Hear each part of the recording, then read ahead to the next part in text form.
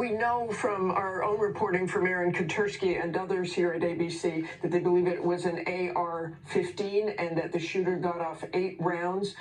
Talking to a military source who said it is the same thing as an M4, which they use in the military. We train to shoot at our ranges out to 300 meters without optics or a scope. A good shooter can easily shoot further with an optic. That's about 330 yards, and it's believed the shooter was 200 to 300 yards out. This military officer said the 300 yards is definitely in range, not an easy shot, but 100% in range. And this is very sobering, Whit. He said, I am surprised he didn't hit him. We do know that his ear was grazed and not certain exactly how that happened at this point, although Donald Trump said he believed it was a bullet going by him. But I am surprised he didn't hit him.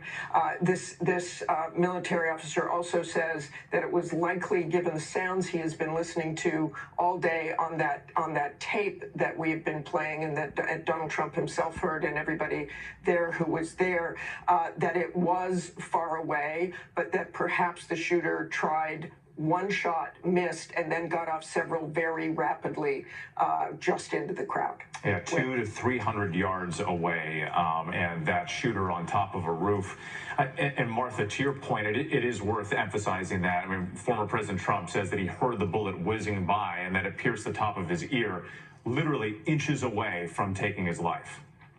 It certainly would have been if it in fact is proven to be a bullet that went right by his ear. Millimeters, and you know, the way you turn your head or you don't turn your head. And again, that we have to emphasize this was clearly in range for a weapon like that, whether the shooter had a scope, whether the shooter did not have a scope.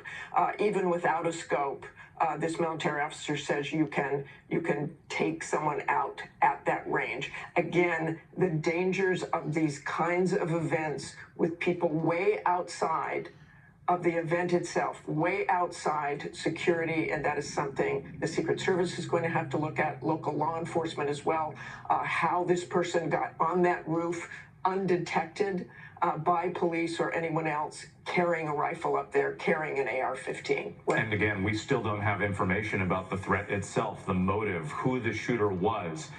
We haven't even been told by law enforcement, you know, whether they think the threat is over. So still a lot more information to come. Martha, thank you so much.